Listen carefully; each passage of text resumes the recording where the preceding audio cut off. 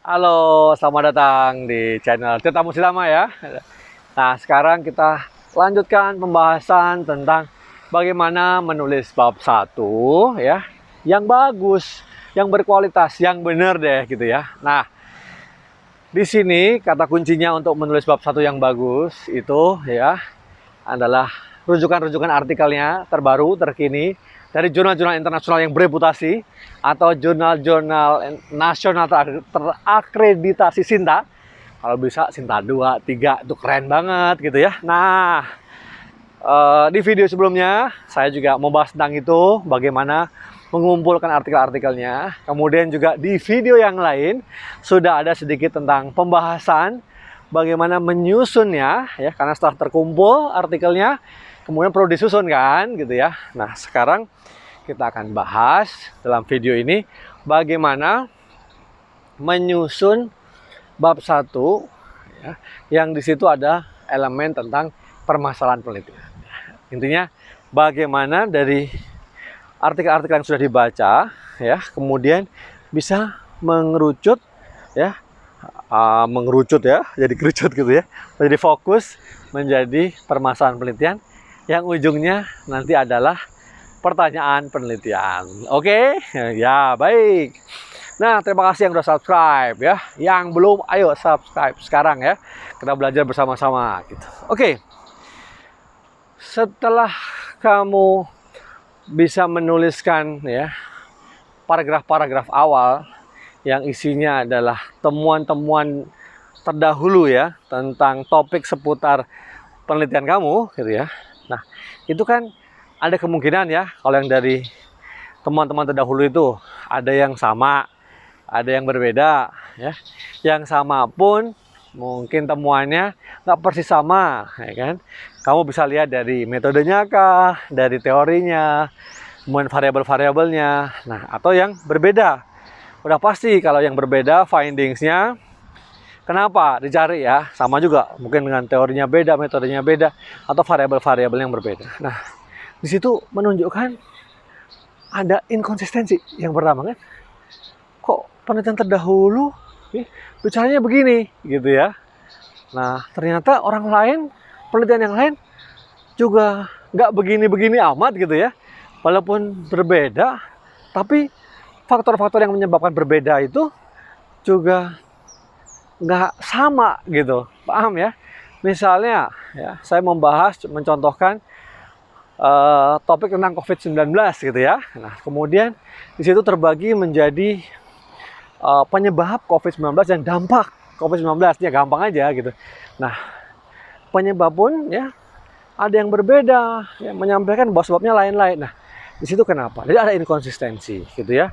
Nah, dari inkonsistensi ini, misalnya satu hal aja, inkonsistensi ini, lalu kamu harus kembalikan ke dunia nyata. Nah, ini nih yang mulai keterkaitan antara pendekatan membuat bab 1 diawali dari literatur dulu, dari hasil riset terdahulu, kemudian tetap harus dikaitkan dengan kejadian-kejadian di dunia nyata.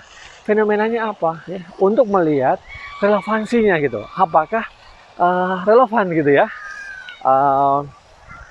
temuan dunia nyata tadi dengan literatur. Nah, tadi gue udah dapat ya, pegang dulu inkonsistensi dulu ya. Ternyata temuan di literatur pun tidak konsisten ya, berbeda-beda. Nah, lalu lihat temuan yang ada di literatur tadi, kemudian ya, apakah di dunia nyatanya juga begitu? Misalnya penyebab COVID-19 ya, katakanlah virus gitu ya. Nah, terus di dunia nyatanya benar nggak?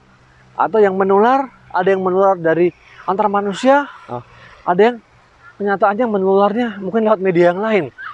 Misalnya kayak gitu nih, contoh ya. Saya bukan ahli kesehatan atau ahli di bidang itu, tapi untuk memudahkan, karena kan COVID ini beberapa tahun ini pasti kalian yang bikin skripsi kan mengalami ya, kalian survival dari COVID-19 nih, bagus banget ya. Ini contoh ya.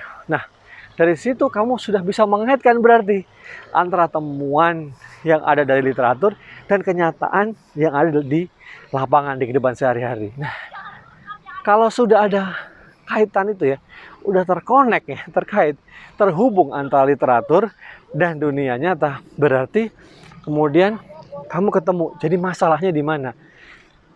Dari literatur bilangnya inkonsistensi, penyebabnya ABC gitu. Tetapi dalam dunia nyata bukan ABC, tapi DEF misalnya. Nah, ini berarti makin gak jelas gitu ya. Makin gak jelas, makin bagus ya. Karena makin gak konsisten antara literatur dan dunia nyata. Nah, kamu di situ mungkin salah satunya untuk menyusun permasalahan penelitian adalah inkonsistensi, ketidakjelasan antara apa yang ada di literatur dengan dunia nyata. Contoh gitu loh, hal-hal yang sifatnya ideal katakanlah gitu ya. Tapi ternyata di dunia nyatanya nggak kayak gitu.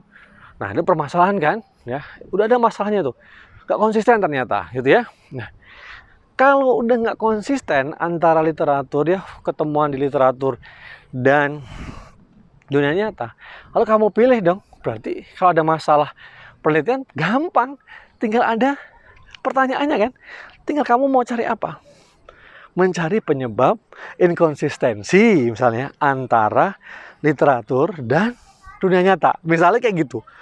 Gampangnya kayak gitu ya. Nanti kamu nggak harus melakukan seperti itu semua. Nanti yang ngikutin cara-cara saya, tiba-tiba modelnya kayak gini gitu ya. Tapi maksud saya, ambil logikanya, ambil cara berpikirnya, ya, bahwa dari literatur mengatakan A, dari dunia nyata yang kamu temui B gitu.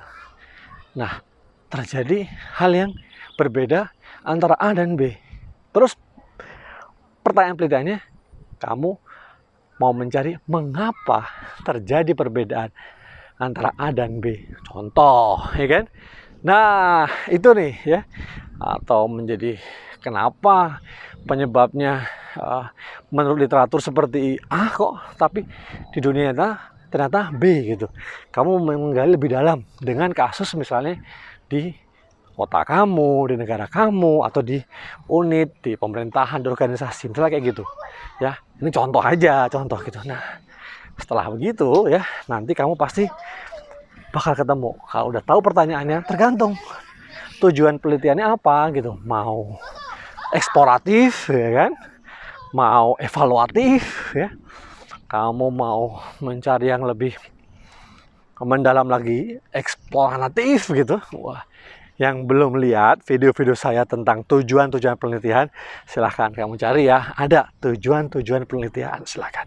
Nah, sampai sini nih ya, sudah sampai tahapan bagaimana menyusun pertanyaan penelitian dari permasalahan penelitian yang dikaitkan dengan literatur terkini dan juga dikaitkan dengan temuan di dunia nyata. Nih, pelan-pelan ya, semoga saya udah berusaha menyampaikan pelan-pelan, ini bisa kamu pahami, kamu bisa ngerti. Kalau belum juga, ya kan, coba kamu putar lagi, ya kan, kamu coba dari depan, ulang lagi, pelan-pelan gitu ya, nggak apa-apa gitu ya. Kalau masih belum ngerti juga ya, kamu boleh tuliskan di kolom komentar bagian mana nanti yang nggak ngerti gitu ya. Nah, nanti coba saya jelaskan lagi. Oke. Nah, berikutnya tentu adalah menentukan metodenya ya kan. Karena pasti orang bertanya-tanya, udah ada pendahuluan, udah ada permasalahan, udah ada pertanyaan penelitian. Lalu bagaimana ya menyelesaikan masalah ini, menjawab pertanyaan ini gimana, metodenya apa? Nah, itu penting ya kan. Jangan lupa juga ya, ada teori atau framework ya, atau kerangka konseptual begitu ya kira-kira, yang nanti akan digunakan dalam membahas, membedah pertanyaan penelitian kamu. Oke, baik. Semoga bermanfaat, semoga kamu paham ya. Terima kasih banyak, ya kan? Jangan lupa lihat video-video saya yang lain ya. Ya, saya sambil gerak jalan nih, jalan-jalan sore. Ya, kamu tetap sehat dong ya. Kita juga sehat. Semangat. Yang belum subscribe silahkan subscribe ya. Terima kasih banyak.